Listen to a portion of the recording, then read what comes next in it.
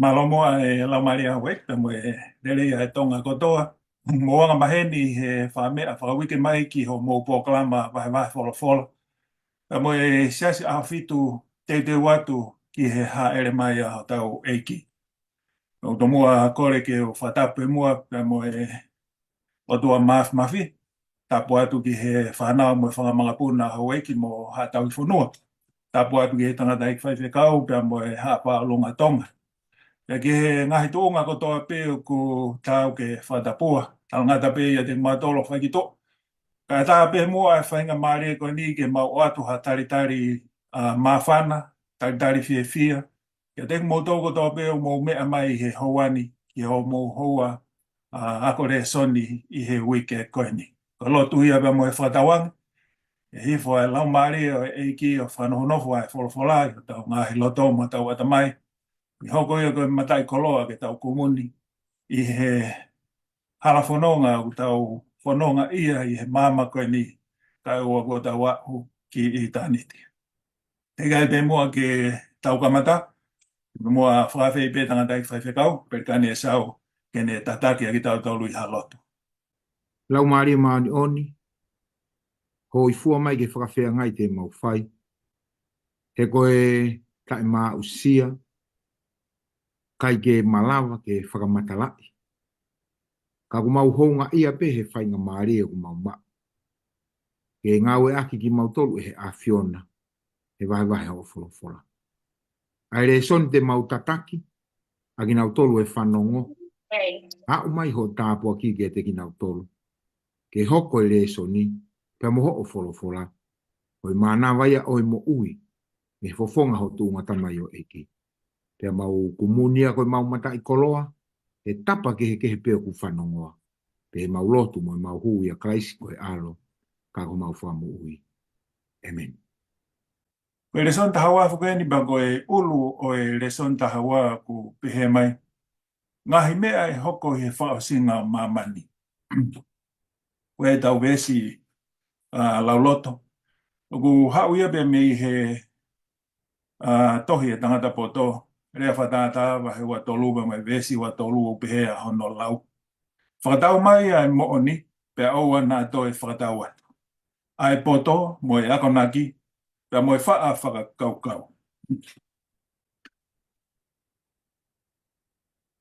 Tau pehepe o ku tutuku mai e hao o whewhine pe mei he ako pe whetutaki mai ki a te koe ni o ku lere atu pe ko whakauri atu. No tonga e ne whakauri mai o ku ke fuu whiwhia o pito ke mo wheiloa. Kai whatoka ngai e koe i ho televisione o ku ia whatokanga matangi o tuku mai ai. Pea koe ki whatokanga matangi o ku lahilahi. E he taim tatau ho nofo sio ki he halalahi o whanonga mai ai o whewhine. O ku ke toi whakamaunga pe ki he ngahi tala o e whakamatala o ea. E taim tatau o hange o ku whakaututu pe e tupure kina e lahi ki matangi koe ni. Kamata ke lahi ma ne ngahi mau. Holo pa mo ngahi akau i he halalahi koe ni. Pe hange ko kamata ke morea o Amanaki. Ku ke whetutaki atu i kai ke lava o tari mai a telefonia o whewhine. O ku ke whenga ke tohi atu pe te ke teksi atu ki ai. He ko hui e koe halahe kai to e lava. Hawhanonga mai ai ki a o mai ki a. Kai whoki wha, ku whakarea atu e tangata o kaunga api. O ne talatu e Amanaki koe ni. Nā ku si hoifo i he ngahi ongongo. O wea hala i mui be e lava e he ho ofefine o ngau e aki ke ne au lerei mai ai ki apin. Ko ia nai whetutaki a bewa ai tangata koe ni ki hono ofefine.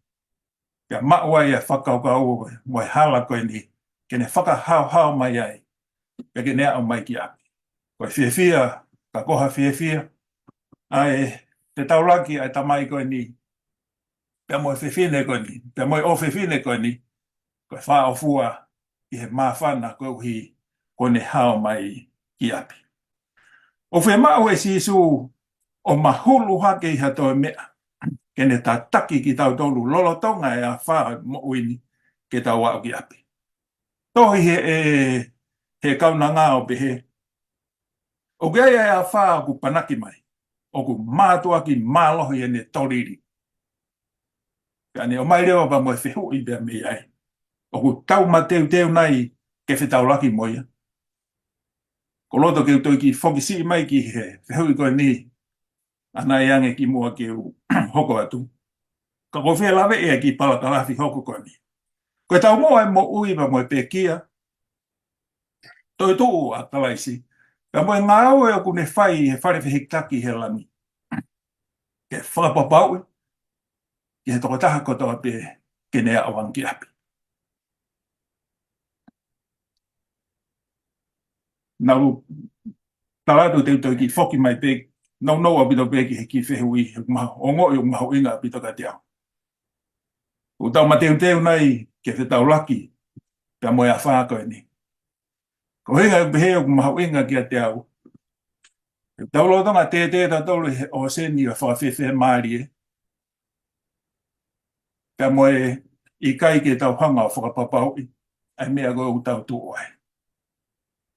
Ko whatoka ngā e nia koe a whā. O ha. Ko hano mo o nia ku kai ke to ia hataha e tene lava ta off. Wange hataha i ku hoa mai. Pe ulolo tonga hoa mai. Ko hange koe lau e tau ves lau loto. Ko whakamama ki tau to. Whakatau mai, koe mo o nia. Ai wholofola o to. Pe oa nā toi tuange ke mōre me te tau to. Koe mape. Ko o mai e sisu, pe mo ene ngā ue. Ai mea ko tau pe, tene malawa ke whai, ko uhi, ke whakahawhi koe, pe whakahawhi au, ke api. Ko kune teu ke tau nofo, whiwhi ai, pe tau tau ataha nai, pe mei he pōpula, o e angahala, pe mo e te wolo he māmakone. Ko tui ko e, ngahi whakaukau koe ni o ko lawe i atu.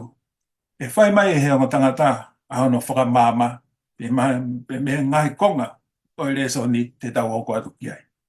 I aho sante i o ku pihea ulu. Ofa māteaki ki he otua pe mo ene wholofola. Ofa māteaki ki he otua pe mo ene wholofola. Lahi ngoa. Kadaki mua o tala noa mai.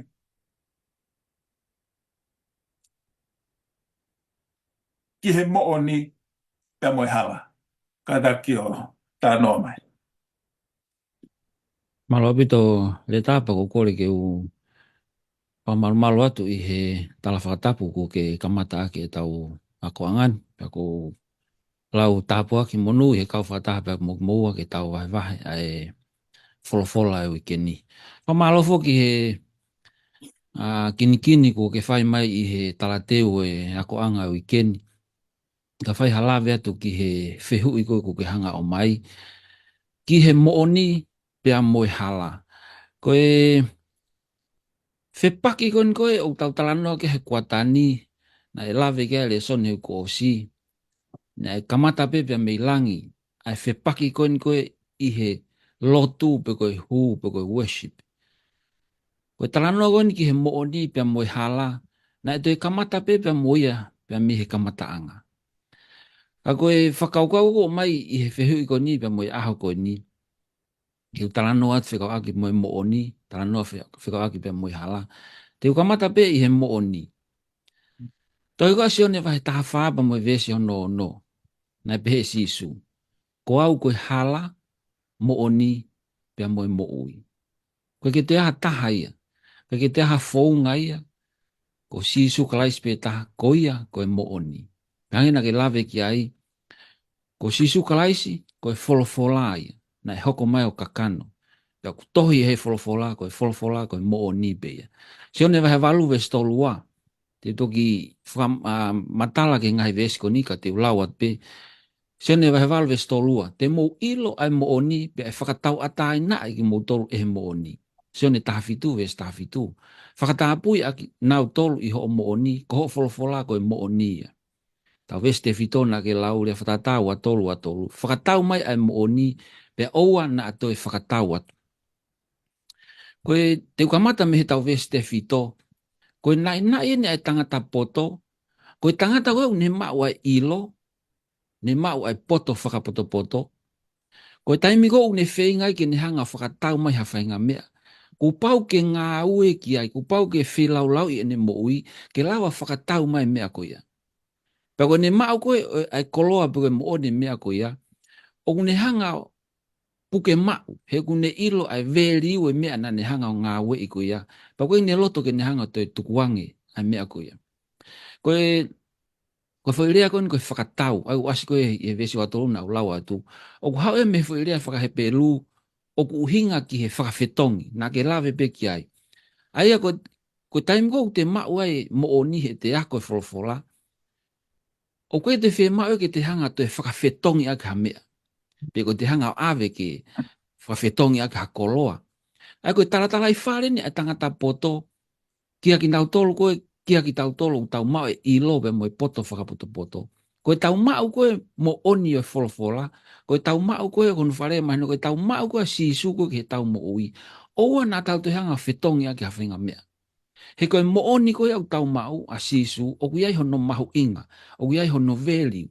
Pea koe toko taha koe au ne mau ai mo oni koe ia, o kui hangi koe hatu umari he taimi ke mau ai mo oni koe ia. Pea he taimi koe tau mau ai mo oni ai o toa mo ne wholofola. He kai te lava he te evolo ia, o omi ha whainga mea, pe te ne tā vari ma ha whainga mea. Pea ki tau hanga o te tukuange mo oni koe ia, kai whakawhetongi aki, ai mea kuhanga he te evolo o mai. Te o mai ki whatata ke poupou ke whakaukau koe ni. Sai, tau sio ke whekau hongo fulu, whekau koe hono whā, manatu ke sāpate ke tauhia ke maani oni.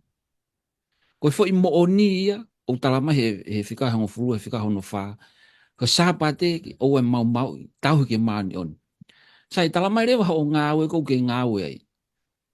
Ha o ngāwe he aho sāpate, e tāpolo ho wahe, e ato e mea lere ngāwe ke ngāwe aki, pe hiki hake ho tuunga ke hoko ko supervise. Kamatarea ke te ai e vei ua hek whakaukau, atau hek whakaukau, ai mo oni o kou tui ki ai. Pea o i o le vāu ia, o tuku e kuloto he sāpate, kau ngāwe au. Ko e whakawhetongi ia, ai mo oni, aki ai koloa e māmani koe ni. Tānoa koe a sione vahe walu ve stolua, tala mai. O kuhanga he mo oni o whakatau ataina aki tau tolu. Koe taimi koe o tau mo ua he angahala, pe o tau nofo he angahala, o ku tau pōpula, o ku tau whainga tā ia. Kau tala mai heni, koe taimi koe o tau nofo ki he mo oni, tau nofo ki he wholawhala, tau nofo ki he sisu, o kuhanga he mo oni o whakatau ataina ia ki tau tolu. Ve stolu wha, koe ia o whai angahala, o pōpula ki angahala, hangi koe na ulawe ki ai. Sai koe whakatau ataina i koe ni, o ku tahape. He koe mo oni ku tahape. Koe mea koe kapau ia ha mea ku loi, e kehe he ahoni, e kehe a pongpongi, e kehe a hoko mai. Ai mea koe ku hala. Koe mea koe mo oni, e ke itu mau pia. Patatau geni, patata geni. Koe ua tānaki mo e ua o wha. E wha pehe ahoni, wha a pongpongi, wha he a hoko mai. Hei kaito e liriu, ai fo i mo oni a koe ia. Pea pehe tofu pehe, ai mo oni, o e wholofola, pe ko si sukalaisi, o koe ke te whiliuri wakia. Kono kehe ia, ai mo oni pe mo hala. Sai, te ulan verewa ki he hala. Se one wahe walu ves wha o pe mai. O mo iho mo tamai ko te volo, pe koe hori aho mo tamai te mo whai. Koe whakapo ia talu me he kamataanga, pe nai kai nofo mau i he mo oni. Koe uhi, o ku i kai ha mo oni ia te ia. O gure aki ia ai loi, o nere aki ene mea ana, he koe loi ia, mo e tamai ia, o e loi. Pai kananga uta whawhare a honi koe kui e loi. Koe kei tamai a se tani koe kui a koe e loi. Tana mai hala ata ke hat mei mo oni a se tani. Pana ulawe kei i le soni koe o e wiki atu maho le soni hiva.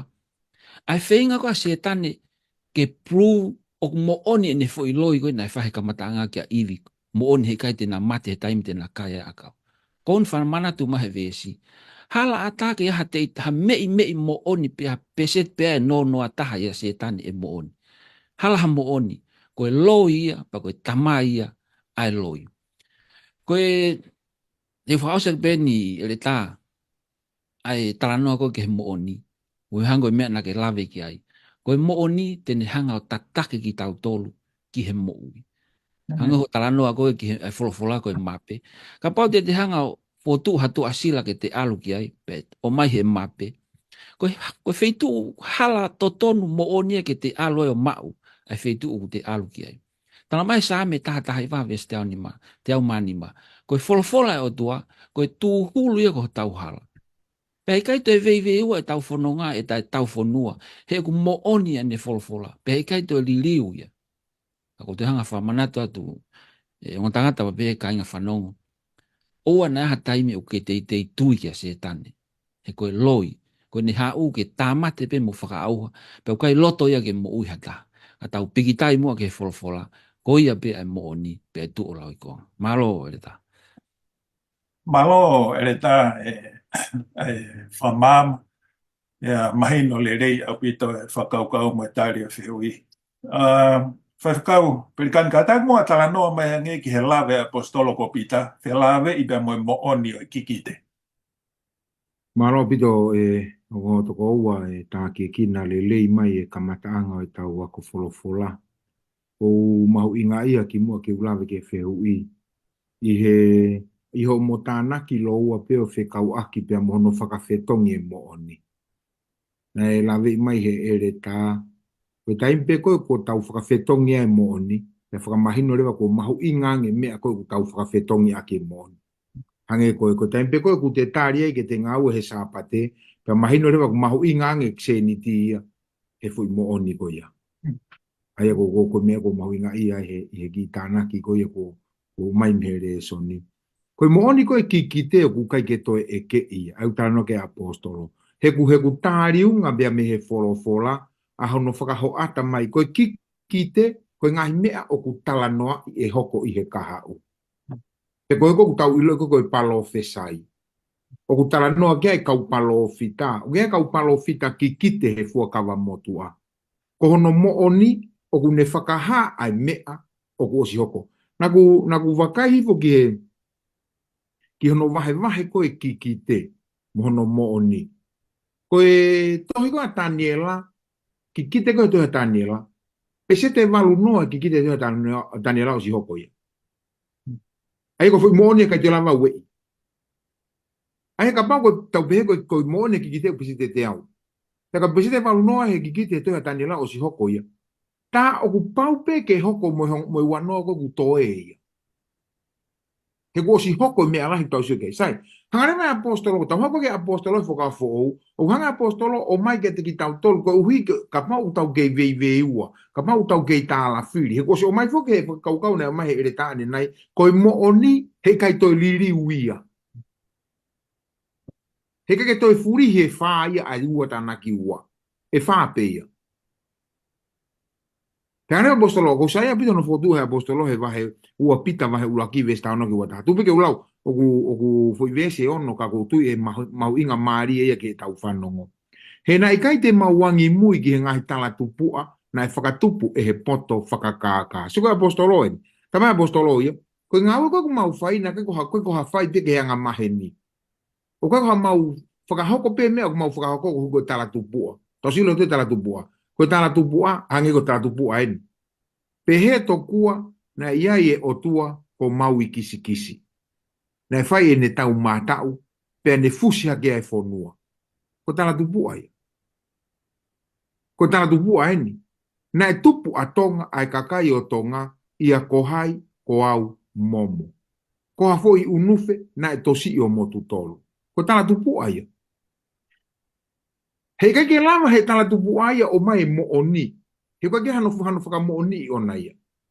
Ko ngai tuku whakaholo pe ku tala noa. Tala mai apostolo ia, na i kai ke mauangi mui ki ha tala tupua. O whakatupu e poto kākā. I he mau whakailo ki a teki mūtolu ai mālohi, mo e hoko mai a ho tau eiki ko si sūkalaisi, kā koe kau mamata a ki mautolu ki hono nau. Sai, o si hanga he mūtolu o mai, a pau e ki te koe ngahi mea e hoko e kahau. Tama apostolo, mo whanongo mai ke me kon kou talatu. Koe mo oni e nau o si sukalaisi, ahe ku mau whakamatala ko e hoko mai, o si mamata mau tolu e kia. O si ia usia ia e mau tolu. He na e mau e ia ai o ngongo le rei mo e nau me he o tua ko e tamai. I e hoko mai kia te ia ai re o koia me he nau le lei lahi au pito. O hoku alo o whaanga eni ai au kou fie maari e lahi ai. Pea koe re oni, na e hau me he langi, na a mau o ngoi, i he mau whakataha mo ia, i he mo unga tapu. Pea ku tau mau foki a rea mo oni lahi o e kikite, a ia, ko ho o mou whaile rei, a ho o mou tokanga ki ai. O hange koe mama o kuulo i he potu whakapo uri, ka e oua ke mafoa a e ata, pea hopo hake a e whetu aho, i ho mou loto. O tomu a ilo a eni, o ku ikai haki kite i he tohi tapu, o ku tupu me a te ia pe a hono uinga.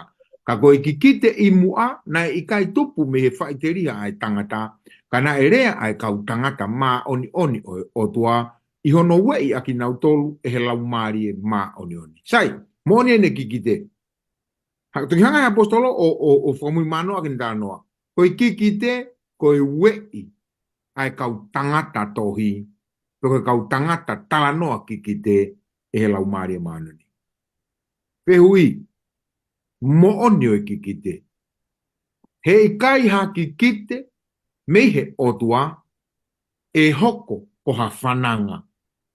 Ka koe ki te me he otua, koe wei e he lau maari e ai tangata whakahoko ki te. Koe mo oni o ki te. Malo opita. Me, mau mua whaitau e whamama be mo e. Tau hoka mua ki he aho hoko koe aho moni tēni. Whakailonga i maa he wani.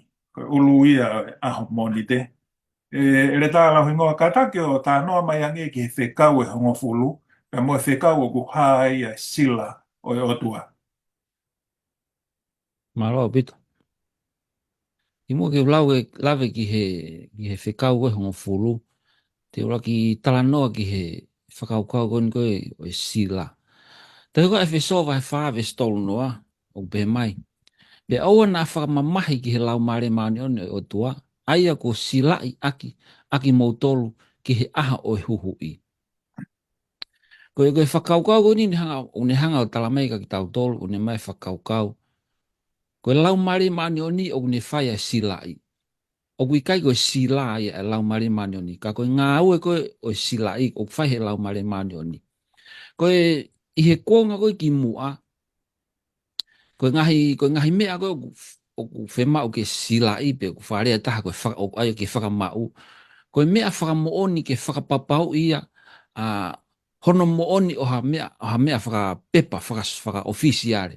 Ku pau ke taha ia ke stapa, ku pau ke taha ia ke sila. Ke whakapapau i ku whaka-ofisiare ai mea koea. Pea koe sila, pe koe mea whakailonga koe ni, o koe hano ere meniti la lahe tolu. Ko pau ki asi he sila koe ni, a hingoa e toko taha, o kua ana e sila pe koe mea whakamau. Ko hono ua, ko pau ki asi he sila, a tuunga e toko taha ana e sila, pea ko hono tolu, ko hono pure anga pe ko hono tofia. Sai, o kui au hene ai ki koini koe, kai ke molam to sio mai ki ai. Ako sente wanoa Australia en. I sente wanoa koe ni, o ku asia e hingoa o Elizabeth i ua. Ai ko hingoa ia o kuini, ai ko asi he, o kua ana aseni, o ku asi e seni ti. Pea ko hono tuunga, ko kuini ia hono ua. Pea ko hono tolu lewa, ko hono pure anga, o tohi he koini a Australia. Sai, o ko mai rewa e whehui koe na ki hanga o mai, ai ne whelave e a sila pa mo wheka hongo furu, pa koe whehui o ko hanga o mai. Me he whekau uruaki ki he whekau hongo furu. Ko whe i he whekau uruaki hongo furu ha whekau o ku asi ai elemeni te tolu koni o tau tala noa ki he sila. Ko tau sia koe whekau hongo furu, ko whekau hono whaa, ai whekau mo sāpate, o ku iai elemeni te tolu koni. Te ulawat me vesi walu. Manatu ki au sapate ke tau hia ke maani oni, koe aho e ono ke ngāwe ai, o whai o ngāwe kotoa pe, vesongo fulu. Ka hako no fitu e aho koe sapate ia o Sihova ko o tua. Ko ere meniti urua ki eni, o unehanga whakahama i he sila ko ni, ko Sihova ko o tua. Ko ia ua ana a sila kon tau talanoa ki. Ona ke whai aha ngāwe, e taha a koe pe ko foha o whewhine, ko tamau e kaunanga, whangamanu pe koe muri o iho loto a. Vesta taha. He na e ngāhui e Sihova. Ko ere meniti no noua. Ko Sihova na anehanga o ngāhui, pe ko Sihova na anehanga o whakatupu. Pe ao leo ki hono tolu, i he aho e ono, ai langi, mo e whonua, mo e tahi, mo ngahi mea ko toa pe o kuiai. So ko foi elemenite ne tolu na ulave ki ai, o mao ko he sila, o mao ko toa e whika hongo fulu. Ko huafa Sihova, ko ia, na anehanga o ngāhui pe whakatupu e mamani, pe ko hono pure anga pe hono tofia, a mamani ko toa langi, whonua, tahi, mo ngahi mea ko toa pe o kuiai. Sai, ko hui ko mea whakamau ko ni, pe ko mea whakailonga e o tua, o ku ihe mafu, o e whono ai o tua. O ku hoko ai a sāpate, ko e senta ia, o e whepaki whakaosi ko ini, whekau aki mo e lotu, pe ko e worship ko ini, o tau taranoa ki ai i he whepaki ko ini. Tamai te hoka loma mai whāwe stātaha. Ko e sila, o koe tai menihi o ku uia ko e whakailonga, ai na kulawe ko ki ai ane nai, i he kuonga ki moana ngai aki. Talamare toha iskeli, wahe wanoa pa mo e vesi taha ua. Pena aku fuaki foki kia teki nau tolu aho ku ngahi aho tapu. Ko e whakailonga kia teki nau tolu mo au. Ke nau ilo ko au ko Sihova o whakamao ni o ni ak nau tolu. Talano ani ki he sāpate. Ono fuaki he whanau isili talamai. Na e fuaki ke hoko ko e whakailonga kia teki nau tolu pia mui o tua. Iskeli wahe wanoa vesi wanoa. Pea whakatapu i hoku ngahi aho tapu pea tuku ia ko e whakailonga. Kia teki mou tolu mo au, koe uhike mou ilo, ko au, ko Sihova, ko mou o tua. O te repeat me be iskeli wanoa, ai whakaukau ko ni, ai whakailonga, hoko e aha tapu, ko e whakailonga ia, i he kakaya o tua pe mo Sihova. Tā mai rewa he tohi koa, whakahawa he tahawa ve stahafitu te whakaosiak. Pena ita he fu ngata, ki he whewhine, o ne alu ke tau i hono toi o hono hako. Aki nau tolu, o ku whai ai ngahi whekawa e o tua, pea mau, mo e whakamooni o Sisu kalaisi. Ko ki nau tolu eni, o ku talanoa ki ai a wholofola, o ku nau mau ai sila, pe ku nau mau ai whakailonga, ai kakaya o tua. Hange koe whehiu koe nake o mai. Pea koe uho, o whekau e hongo fulu, koe whekau hono wha. Pa koe iani, o ku whamamafa ai e tau talanoa koe, anohanga he te volo o hofi.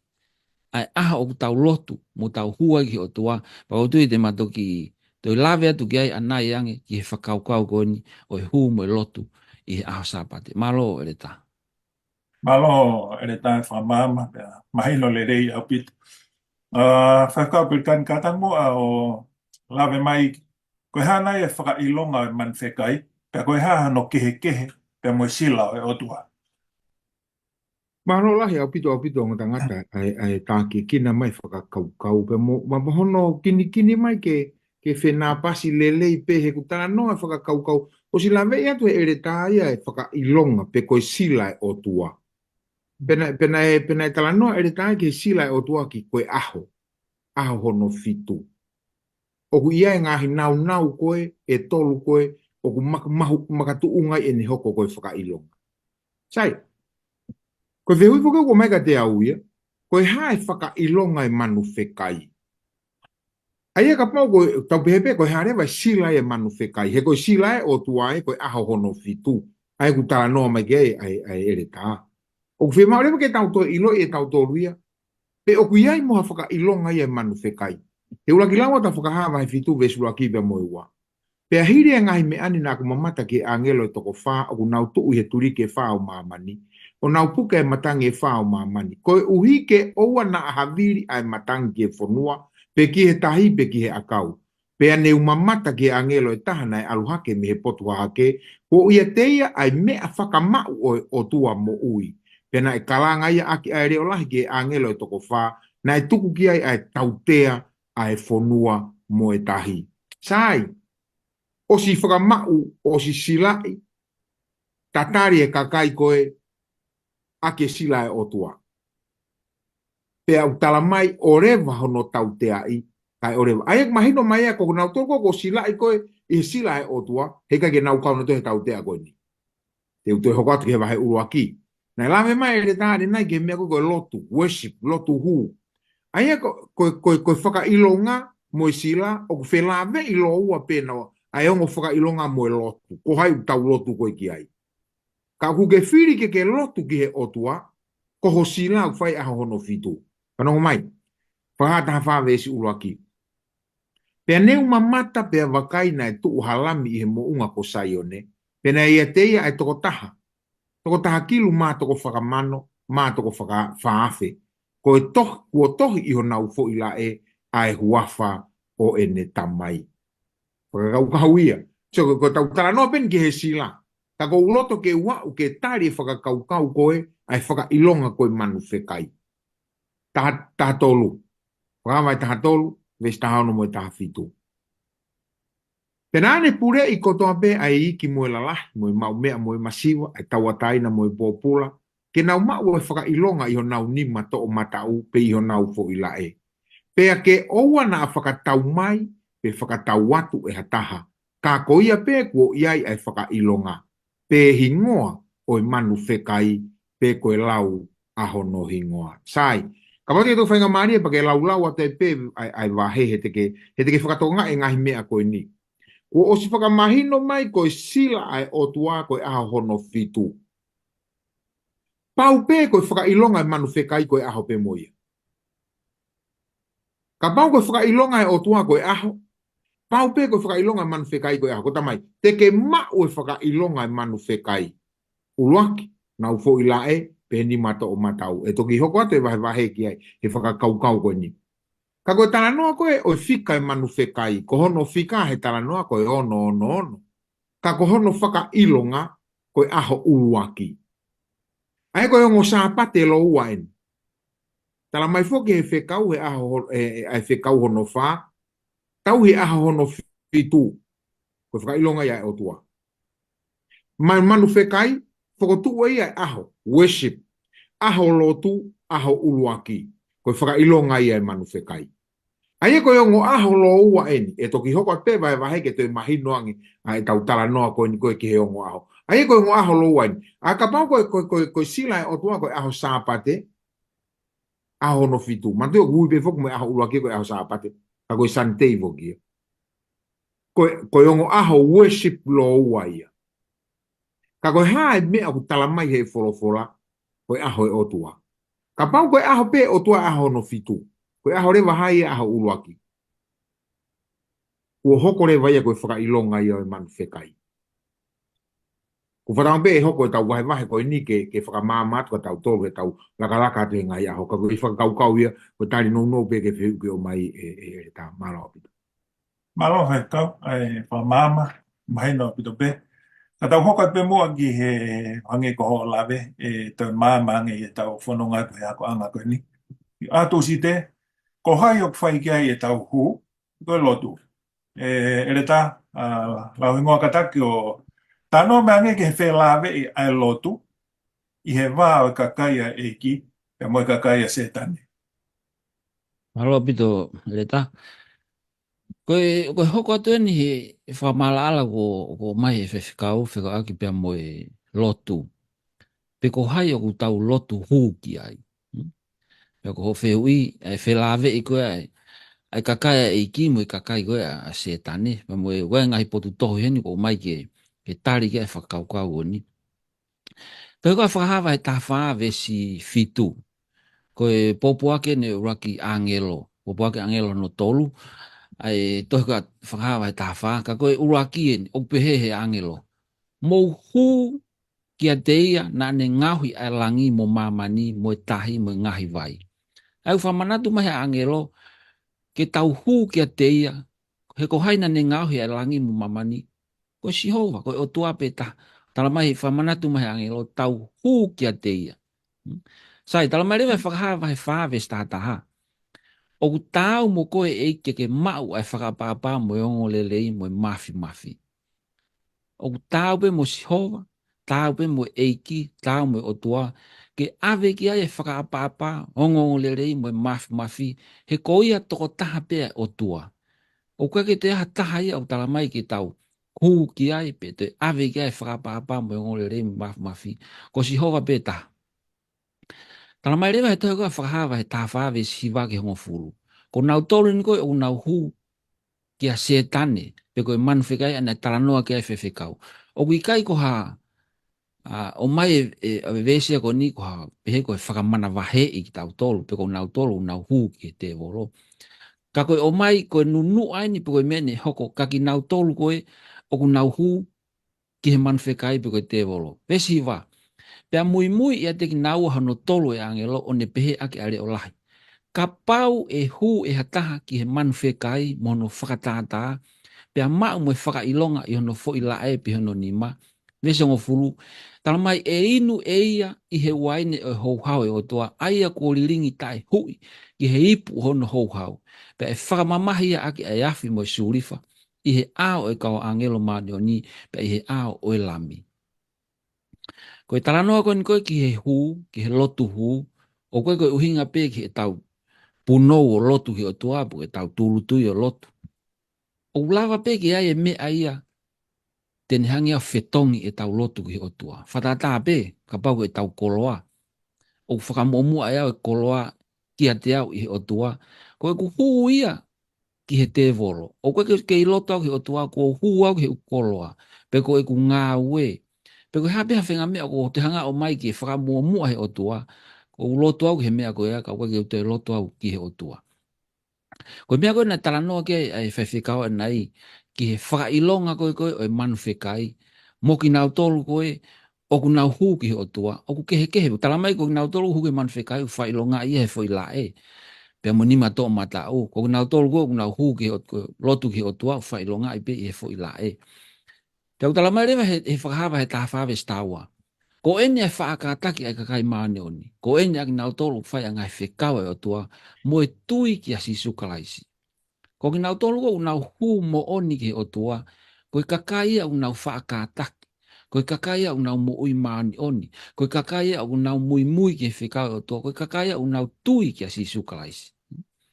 He koe ki hanga he o tua ia o whakamalohi hataha, ke hu ki a teia. Tala mai o tau hū pita tau ki a teia i he lau maari mo e mo oni. Pea ko uhinga e tau hū ki he o tua, ko e tau ofa, ko e tau hounga ia, i he whei lau mo e mea ko tau peu ni hanga whai maa ki tau tō. Nā ke lawe kia he tala teo re so ni. Ko whai e sisu me he ne peki a toi tū, ha ere ki langi whare wheki taki, ko ni hanga ia teu i, ai hala ke tau fōwai ke tau maua e mo i tangata. Pea ko mea ngu tānoko ki e hū, o no hinga koe no whailonga i kakai o tua i he fo i lae. O koe koe hinga ni aha fo i toti pe koha mea. Ko e ku whiri koe tau ataina ke mui ki he o tua. O whaia me hoku atamai mo hoku loto mo whakaukau. Amen. Te u whiri ke mui ki he eiki. Pea koe mea e whailonga e au koe kakai e ki he kou whiri aki. A e ku ofa mo hoku loto mo ni ke eiki. Koe kakai kou na mui ki he manwhekai. O whailonga i he lae mo ni mato matau. E ai whahinga iwi mo e mawhai ia, pai kai ngatai, ka pahaike ke nau tui ki he mea kou nau malanga i, te nau wala me nau tolu he fōsi, mo e mawhai ke taki, ai kakai ke nau tui ki he mea kou nau tui ki ai. Ai ko hona ke he ia, koe tau hū koe ki he o tua, tau lotu ki he o tua, au tau lotu aki, whiri tau ataina, ke hū ki he o tua, aki ai hounga. Koe hū koe ke manwhekai, he o kua pe, kai peke ke lotu ki o tua, o ku ke lotu ki manwhekai. Pea koe lotu ki manwhekai, ku pau ke hawa e mawhai ia, pea mo iwi mālohi, pa te tau wa atu pe ki he konga whaosi, mahal pe toki whahatara noa kia a muiangi. Ka koutu i whare son le tā, mahal pe waha ki la veatu, ka toki tānak me whiwhikau ki he konga ko ia, mālo. Aloe le tā, māma pita pea mahino. Whakau perikan, katangi mo o talanoa mai koe ha e tau tea e whai he manwhekai bea mo ene kau mui. Ka teki nau tolo wi kai hu mo lotu ki a teia. Malo apito e toko ua, mo toko ua e wahe mahu inga. Ne o siki i whakarika mai pe lau hingoa, ai, taimi koe ukai ke te tāria e kita ke te mau e whakailonga e manu whekai a urewa ai whakamālohi. Koe resoni whaka wike kua o si na pehe koe whepaki ku ngā unu mai. Ai koe uhinga ni koe ngā unu mai. Koe whepaki nu ngā unu mai, i he worship. Ka pau he ikai ke whiri koe ke lotu he aho hono fitu, ki he otua, hono sila ia, ke mo ulaloa he whekau, mo tauhi ake whaakātaki, ki he eiki, o aia i holoto, e whakamālohi i rewa koe. Ko te imko ke whaitutune ke lotu ke otua, e whakamālohi i rewa koe. Pea ea umai rewa e mālohi o man whekaia kia te koe sai. Te ulawa tupe, te whaupe e mahi tātolu e mau inga ke tau sio ki ai, koe hae tau tea koe e whai he man whekai ka ki nau tolu koe, o hikai ke nau tāri koe hono whakailonga. Tātolu te komata me vesi tātolu he taimini. Pea ku whai eia e ngahi mea whakao wholahi, o ne whai ke aluhifo ai afi me he langi ke he whonua, i he ao o e kakai, pea ne kākā ia ki nau tolu o kunofo i mamani. Aki ai ngahi mea mana ko ia na tuku kia te ia ai malohi ke whai i he ao o i manu whekai. O ne pehe kia te ki nau tolu o kunofo i mamani, ke nau ngahu ia whakatātā ki he manu whekai. Aia na e lavea i he heretā ka e mo uipe. Sai. Koe konga nina stanoa he reisone vi ko si ono stanoa koe manu whekai koe na e lavea pea toi mo uipe. No stanoa e manu whaka historia o na ia. Pea ko tu be te taimi te tau toki veteki ke toi mahino angi. Ka ko taimi ko tope ku tau talanoa ke he manu whekai o ku tau talanoa ke he whakafofonga o se tane. Ko taimi ku tau talanoa ke talakone pe koe fuungata o ku tau talanoa ka se tane. Aine ku talamai ko se tane koe konga hoi ki mua he vesi tahatolu ko whakahawa e tahatolu o ku talamai na e oange e he talakone pe koe fuungata ai mawhai ki he manu whekai. Pea ke nau ngahui ai mea whakatātā o e manu whekai, ke lotu ki ai a mamani, worship. Mātui ko tau aho lotu, ai u taramai he wholofona ke tau worship e ke otua, ke tau ke maunuri aho no fitu. Taramai, ngauhi e mea whakatātā. Ai e ka pau ki aha mea e ngauhi ke whakatātā, e whakatatau pe mo e aho. Ke whai e worship. Sai, hoko atu ai lave he whakakaukau. Pene kākā e ki nau tolu, o kunofo i mamani, ake ai ngahi mea mana, ko ia na e tuku kia te ai mālohi ke whai e ao e manu whekai, o ne pehe kia te ki nau tolu o kunofo i mamani, ke nau ngau ia whakatātā ke manu whekai, a ia na e lavea i here tā kai mo ui pe, mestani ma. Pena e tuku kia te ia ke ne whaki ai mo ui, ke whakatātā o i manu whekai, ke rea ai whakatātā o i manu whekai. Pea pure ke tāmatei a ki nau tolu e i kai te nau hu ki e whakatātā o e manu whekai. Te ui whoko hae tau tea. Koe tau tea ni no au pito. Tala mai e pure whakatātā e manu whekai ke tāmatei a ki nau tolu e i kai te nau mau whailonga manu whekai. Pena ane pure i kotoa pe ai iki moe lalahi, ai mau mea moe masiwa, ai tawataina moe pōpula, ke nau mau e whakailonga iho nau nima to o matau pe iho nau fo i la e. Pea ke oua na nau whakatau mai pe whakatau atu e hataha. Ka koia pe kuo iai ai whakailonga ai hingoa o i manu whekai pe koe lau hono hingoa. Tamatei, whakapopulai, whakamamahii, i kai whakatau atu pe whakatau mai.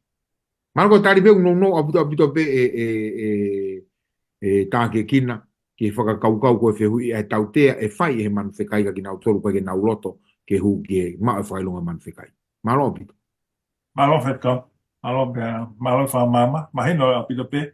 Ka tau hoko tu mua ki he aho hoko koe aho pule lulu ia o pehe ulu e aho koe ni. Koe uha mua, moe uha mui. Ere tā, lau ingoa kata mua tala noa mai ange ki he taimina hifoi e lau mare maano ni i he kauakonga. Malo pito, re tā. Ange pe koe kumu mea i he ki mua koe ke haere si suki langi na le talangi he kawakonga ke nau E nau tatali pe Jerusalema. A oa ke hifo mai lau mare mane o ni. Pea me iai lewa, nau toki alo whai e ngā ue koe ni. Whamisnare po ke talaki o ngong lelei. Pea angepe koe o mumeai i he talanoa o e aho e Pentekosi. Talamai koe aho e taha, koe toko tolu afe, na e baptaiso i he aho ura kipe. Talanoa lewa ngā ue hoko atu e talanoa koe ni ngā ue vai whaa ves whaa. Talamai na e tui e toko lahe taimi na nau whanonga ki e wholofola. Na e au peo toko ni mafe, aki nau tolu na nau baptaiso. I he ngā ue na e whahe ka wakonga. Pea whai me whanonga ka wakonga, whai hano whakatanga i aki nau tolu i Jerusalema. Talamai na e kai tuka ia e nau ngā ue. Na nau alu ki he ngai whitu ke o malanga ia e wholofola. Ngā ue wahi wawe stolu taha. Talamai na nau whotu e ngai whai anga lotu i Siutea, Sameria, pea mo Kāreli. Hoko mareo ki he talanoa ki a Paula.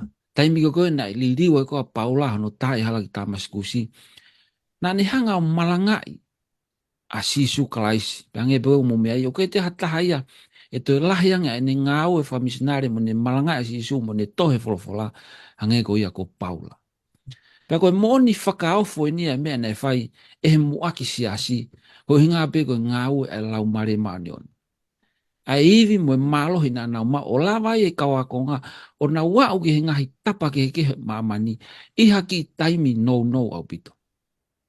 Au tana noa mai tohi a sio eri wahe ua vesi wa taha ke vesi wa wha o gune pehe he tohi pe hangi koe ulu koe o aha koe ni o pehe e to ai uha mua i he aha o e Pentekosi.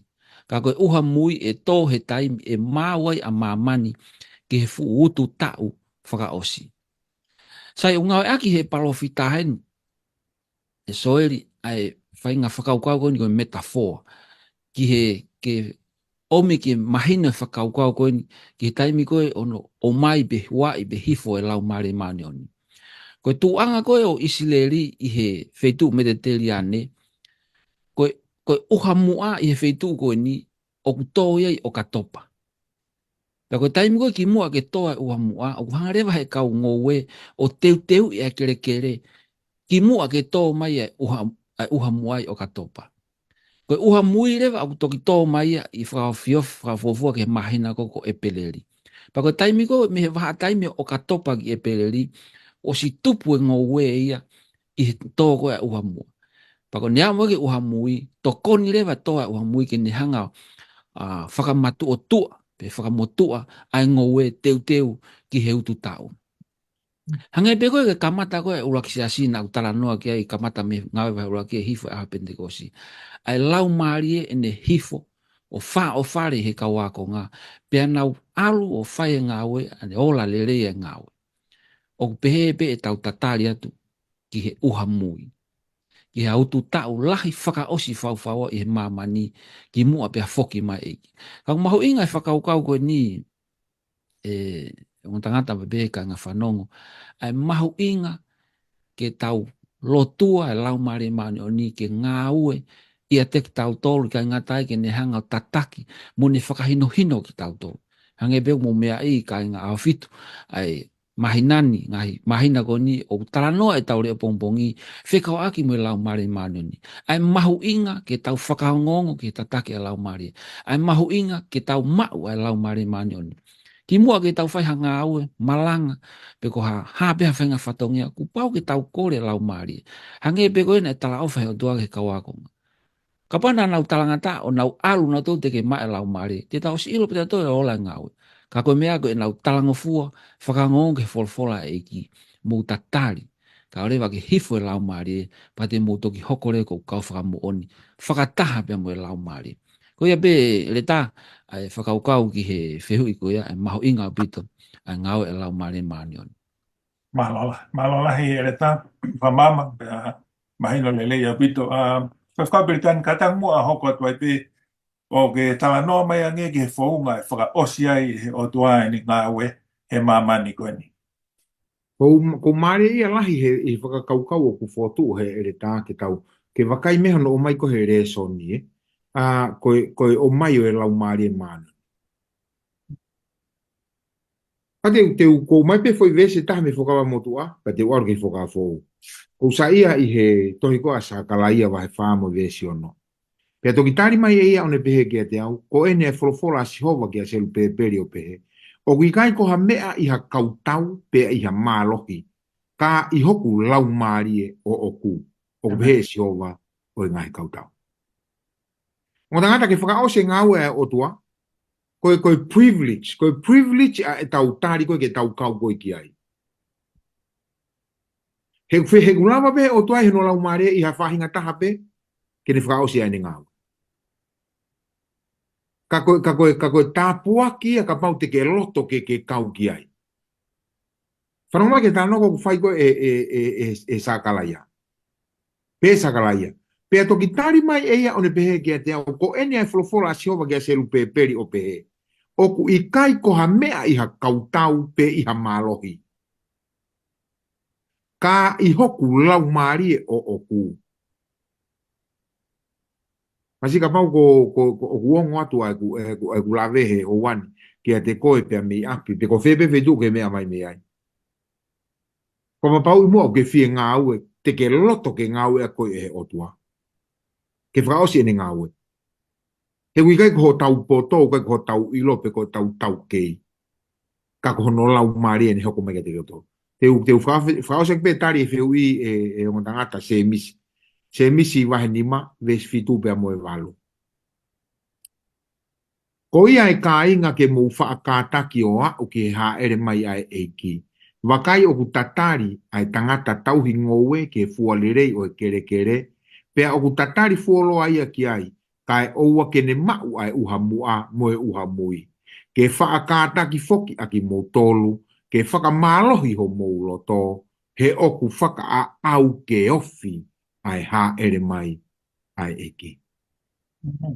O si hanga he ere tā o mai ta koe ongo uha, koe lau maari e ia. Ko mea kou tala mai koe se misko ke tau malawa whakako koe ngāwe, koe tau whaakātaki ke au mai lau maari.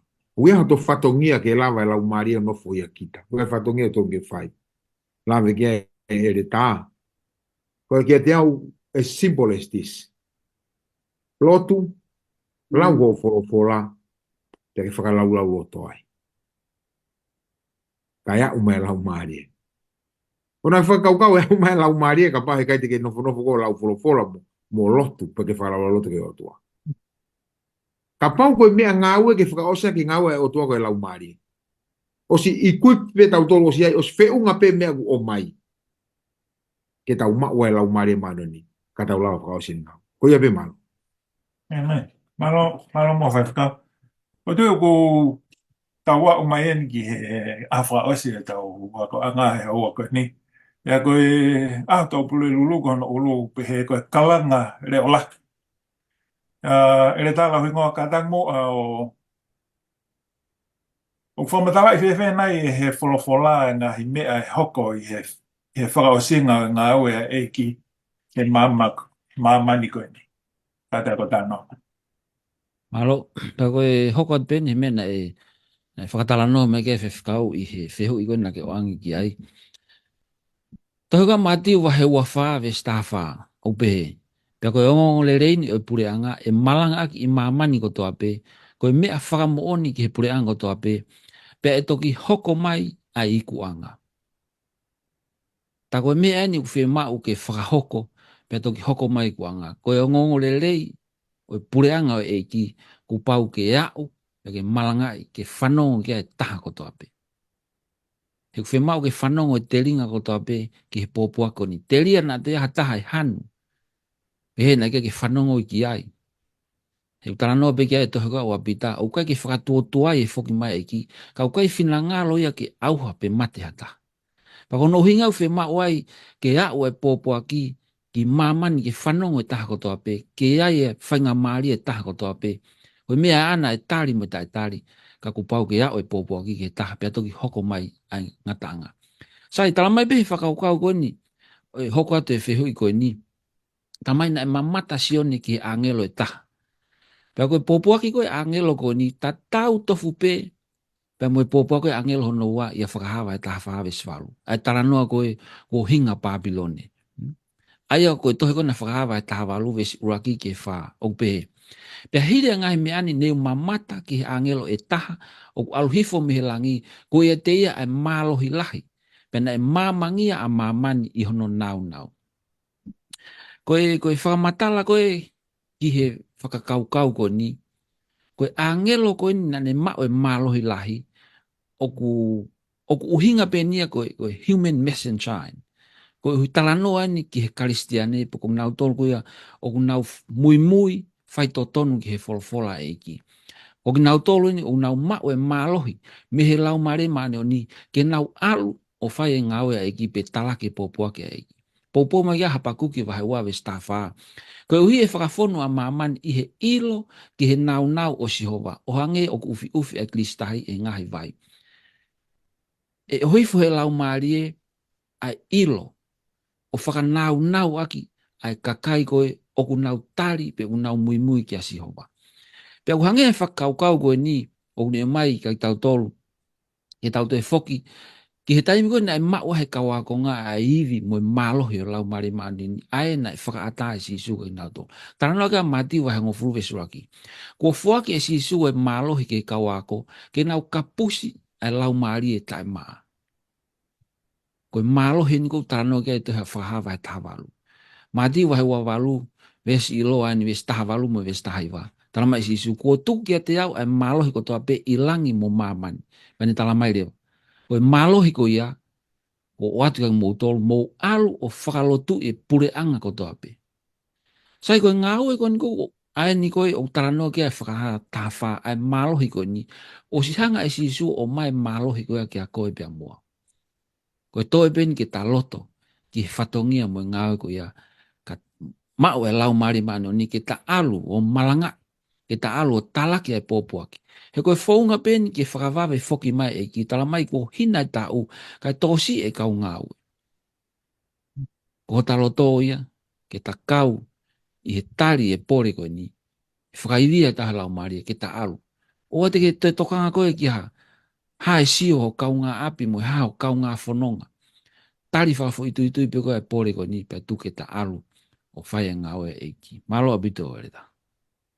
Malola he ereta e whamama. Perkan katak mo ko hai mea gune ta ofia lau mare ma ni me ngau e aki ani kakai ke whaka osi ani ngau e katak ta nona. Malo o pito masi e no ono tangata ono ta ki kina mai ki tau tolo tawa o mai ke whakaosinga I tau re so ni. Maho inga ki tau hanga ilo e mea koe ki whia ngau e ke tau tolo he lau mari. Mea nune ke I ta ofia lau mari me nea o mai ka te ki tau tolo. Ke whakauka koa aku, ki mo ke ulau maa ves me toi tapu. Ta os whakaukau pe tau ta osi sai. Ta os whakau pe tau ta osi ilo. Pate tau sio ke tau whai koe lotu ho tau ngai fua whatongia koe lotu. Tau ene whia tau ere ta. Tua whia ene e kutak whakalau mari. Tua whia ene ku taki ere ta si asi. O si ilo le ia mea ko toa beu tonu ke whai. Tau ene whia ku whai whia kau. Pea malama pe ke whakahoko tau whatongia ake e tau poto mo tau kei. Ka te kei ki tahonga tu tukuang ke he lau mari e ke ne whai ngau e tau tonu. Nā koe mea o te keke lere I matangi e tau ngā ue, o te keke tau whakangofua lau maari e mana. Ka mau koe uha mu ahe mo uha mui.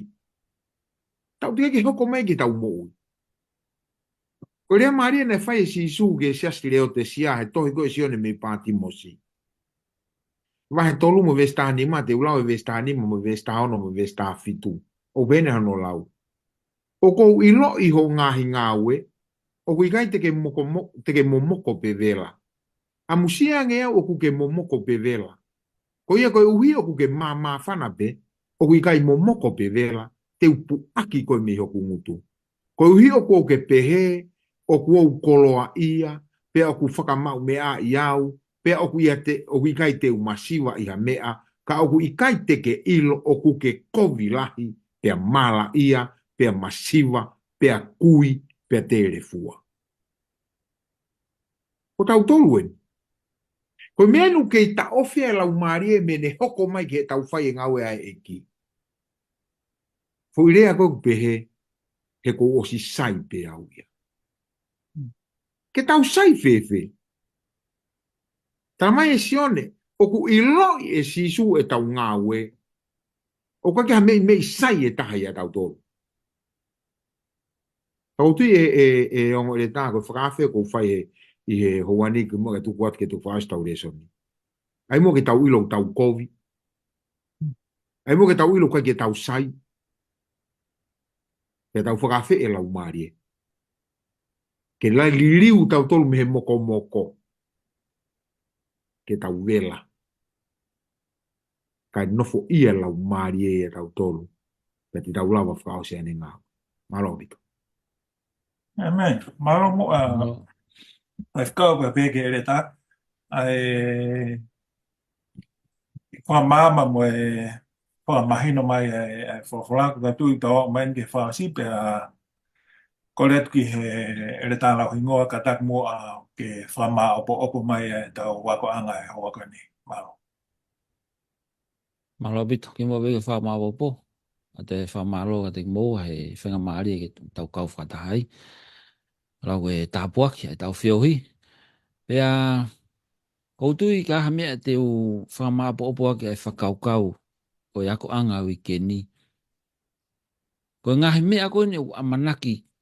Pe u tūnaki ki tau fōu atuai i he whakaosinga o mo ui koe ni. O si hanga pe si suia teu i ai hala mo e fōunga ki tau hawai. Ko ki tau tolu pia koe ki tau fie tari ai fōunga ko ia mo e hala ko ia ko si teu he eiki. He ko si isu pe ko ia pe e hala mo oni ki tau hawai. Kai pe ke te ha fōunga i. Ko mea pe te volo o kune whai ko whenga ke kai ha asi e tau mo ui ke tamate ke oa na a uha taha ke he api ko teu he tau tamai. Ko e wholofola e o tua, ko ia bea e mooni. Ko ia bea e mape, o e halafononga o tau fōai.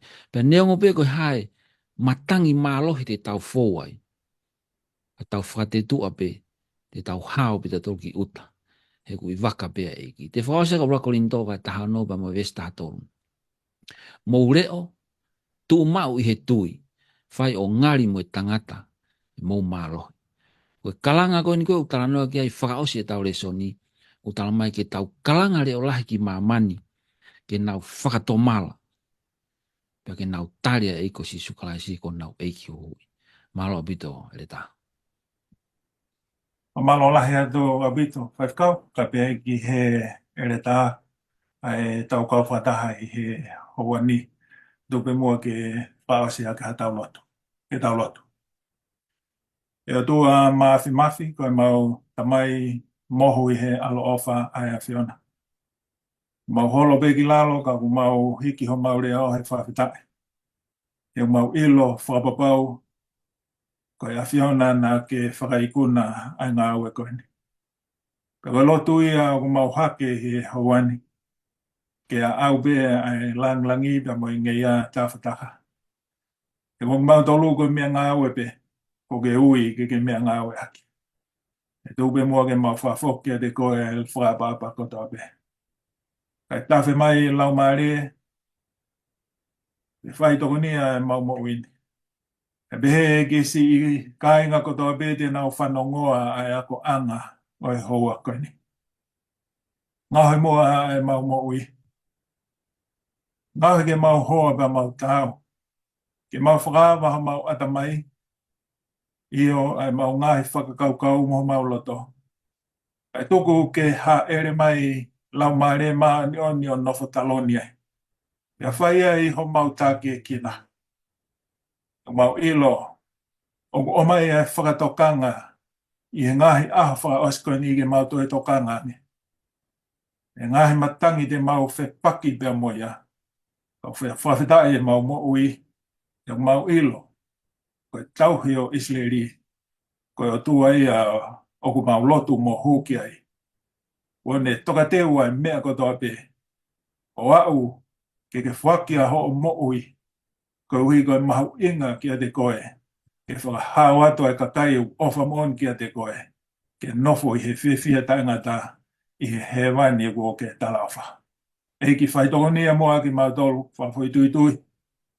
Ke ngau he mau mo ui, ke mau hoko koha mama. Ke lava o malama ai e nau e awhiona, mo o whaifua mo ui. Io, ke lava toha ki mai ai toko lahi taha o mamani, ke nau ilo. Ko koe toko taha pia o tua o tau, ko koe toko taha pia o tua o totonu ke mau hu, mo lotu pia tau hiki ai. Whai mai ho mau whakakoloa. Wha watu a ho o whorowhora ke inasi ai ak nau toko tawa pe, te nau whanongoa. Ke hoko ia ko hatāpua, ina whanguna ho mau konseni sipa mau ilo. Ua ofi bea panaki a taimi, ke whoki mehelangi o tānaki a ho kakai. Eiki koe mau lotu ia, ke ilo ai o mau ngahi hingoa ko tawa pe, o mau kaua i he whiawhia tangata pe mo koe o lau i tāniti. Ia kaisi suko e aloka ko mau wha mo ui e meni. Pie whawhonga tupe e tangata i whakau pe mo e ere tā e mau loto honga ia, e mo tolu hon ko tawa pe, mo mea mai. Te utoi ai pe e whaafe, ta tau, ke tau toi mea, kau whakataha pe mua i he ako anga wike kaha ona, pe mo hono le soni, pe mo hono koloa wholofola, ke tau ilo whakupau. Ko wholofola e o tua koia bea matai koloa, mo mape wholau kune tatake ki tau tolu, i he mo ui koe ni, kai wako tau au ki i taneti. Ma uofa lahi atke te mo tolu, mo mea